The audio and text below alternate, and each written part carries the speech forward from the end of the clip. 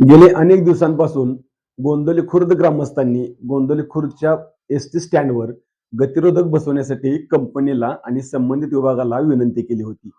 पत्रव्यवहारही केला होता. पण कंपनीनं आणि संबंधित प्रशासनानं दुर्लक्ष केलं आणि त्याचा उद्रेक आज झाला. आपण पाहतोय की आज गोंदवली खुर्द ग्रामस्थांनी 30 तारीख आणि सकाळी 11 वाजता आंदोलनाचा इशारा दिला होता. मात्र संबंधित कंपनीनं कुठल्याही प्रकारची दखल घेतली नव्हती आणि दखल न घेतल्यानं ग्रामस्थांनी या ठिकाणी ठिय्या आंदोलनाला सुरुवात केली.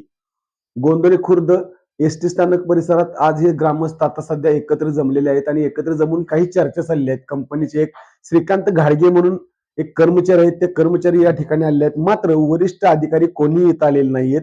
त्यामुळं या रस्त्यावरती आता सध्या सगळी गर्दी होत असल्याचे आपल्याला पाहायला मिळते. अनेक जण आहेत, गोंदवली खुर्द गावचे प्रतिष्ठित नागरिक आहेत, सर्वसामान्य नागरिक आहेत आणि युवा वर्गही मोठ्या प्रमाणात या ठिकाणी उभा असल्याचं आपल्याला पाहायला मिळतंय. एसटी स्टँडवर परिसरात संपूर्ण गर्दी असल्याचं चित्र आपण पाहतोय.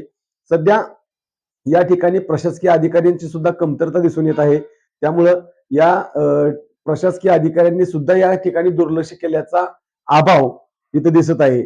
यामध्ये गोंदवली खुर्द ग्रामस्थांनी प्रांताधिकारी असतील, तहसीलदार असतील आणि सहाय्यक पोलीस निरीक्षक, त्याचबरोबर पालकमंत्री, जिल्हाधिकारी व संबंधित रस्ते विकास महामंडळ या सगळ्यांना लेखी निवेदन दिलं होतं आणि या लेखी निवेदनात आज 30 तारखेपर्यंत जर कोणती कार्यवाही झाली नाही, तर आम्ही आंदोलनाच्या पवित्र्यात असल्याचं अगोदर माहितीही दिली होती.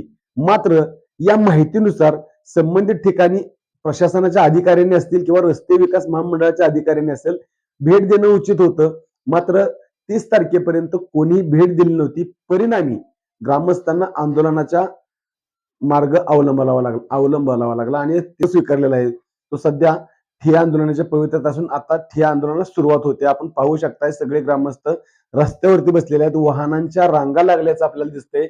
मसवड बाजूकडं आणि गोंदवली बुद्रुक या ठिकाणी किंवा तिकडून येणाऱ्या वाहनांच्या रांगा लागलेल्या आहेत. अजूनही कोण अधिकारी आलेले नाहीत. दहिवडी पोलिसांची फक्त टीम या ठिकाणी दाखल झालेली आहे. ते ग्रामस्थांना समजवत आहेत. मात्र ग्रामस्थ ऐकण्याच्या मनस्थितीत नाहीत. कारण हे ठिकाण अपघात प्रवण क्षेत्र आहे. या ठिकाणी अपघात सतत होत असल्यामुळं ग्रामस्थांनी ही भूमिका मांडलेली आहे. या ठिकाणी जे ग्रामीण रुग्णालय असेल, हायस्कूल असेल, त्याचबरोबर या ठिकाणावरून अखंड महाराष्ट्राचं कुलदैवत असलेलं शिखर शिंगणापूर या ठिकाणी जाण्यासाठी जो अतिशय चांगल्या पद्धतीचा रस्ता केलाय, त्यामुळे इकडची वाहतूक परिपूर्णपणे वाढलेली आहे आणि या वाढलेल्या वाहतुकीचा परिणाम म्हणून या ठिकाणी सूचना फलक, त्याचबरोबर गावाचं नाव असलेला फलक आणि इतर या ठिकाणी कंपनीनं सरळ सरळ दुर्लक्ष केल्याची जाणीव झाल्याच्या निषेधार्थ आज गोंदवलीकर ग्रामस्थ या ठिय्या आंदोलनाच्या माध्यमातून रस्त्यावर बसलेले आपल्याला पाहायला मिळत आहेत. आता सध्या या ग्रामस्थांच्या भावना तीव्र झालेल्या आहेत. सध्या सातारा जिल्ह्याच्या खटाव मान उपविभागीय पोलीस अधिकारी असलेले रणजित सावंत हे या ठिकाणी आलेले आहेत.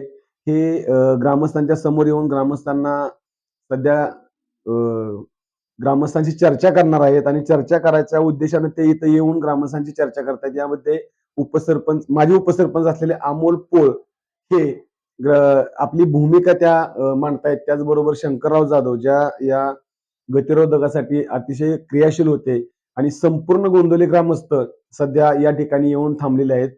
तर जे उपविभागीय पोलीस अधिकारी आहेत रणजित सावंत हे मसवड नगरपालिकेच्या निवडणुकीसाठी तिकडे जात असताना त्यांना सुद्धा या आंदोलनाचा फटका बसल्याचं चित्र आपल्याला पाहायला मिळत आहे. ते सगळ्या ग्रामस्थांची भावना समजून घेत आहेत, ग्रामस्थांशी चर्चा करत असल्याचं आपल्याला दिसतंय आणि या ठिकाणी ग्रामस्थांना ते काय शब्द देत आहेत किंवा ग्रामस्थांची भूमिका आणि कंपनीला कळवण्याची भूमिका ही काय नक्की त्यामध्ये मार्ग काढण्याचा प्रयत्न करतायत, ते सध्या चर्चा सुरू आहे.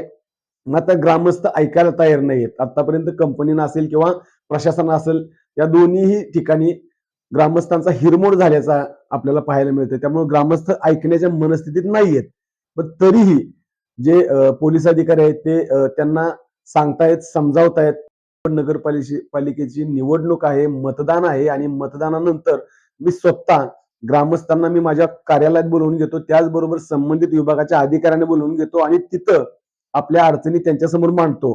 त्यानंतर जर त्यांनी हे काम लवकरात लवकर नाही करून दिलं, समजा गतिरोधक असतील, गावाचा फलक असेल आणि त्याचबरोबर सूचना फलक असेल आणि जे दोन्ही रस्त्याच्या बाजूला असलेली गटर व्यवस्था असेल, हे करून नाही दिलं, तर आम्ही संबंधित कंपनीच्या विरोधात गुन्हा दाखल करायला मागे पुढे पाहणार नाही, असं चर्चा किंवा असा शब्द हे पोलीस अधिकारी लोकांना देत आहेत. त्यामुळं हा सध्या जो आंदोलनाचा भाग आहे, लवकरच ते आंदोलन स्तब्ध होईल. मात्र ग्रामस्थ लेखी मागणी करत आहेत. लेखी मागणी अजून तरी वरिष्ठ अधिकाऱ्यांनी दिलेली नाहीये. संबंधित रस्ते विकास महामंडळाच्या अधिकाऱ्यांना फोनवरून ही गोष्ट सगळ्यात सांगण्यात आलेली आहे. पण ग्रामस्थ आक्रमक आहेत. आक्रमक ग्रामस्थांना पोलीस अधिकारी विनंती करून हा रस्ता रोको थांबवा अशी मागणी करत आहेत. आता सध्या काही अंशी या मागणीला यश आलेलं असल्याचं आपल्याला पाहायला मिळतंय. कारण या ठिकाणी जी मागणी झालेली होती, जी डीवायएसपी साहेबांनी सांगितलं होतं, की संबंधित कंपनीच्या अधिकाऱ्यांच्यावर गुन्हा दाखल करायला आम्ही मागे पुढे पाहणार नाही. त्यामुळं ग्रामस्थांची आक्रमक भूमिका थोडी शांत झालेली आहे आणि आता हे संपणार आहे. आपला आवाज न्यूजसाठी कॅमेरामन अमोल वायदेनेसह संदीप जठार, गोंदवली खुर्द.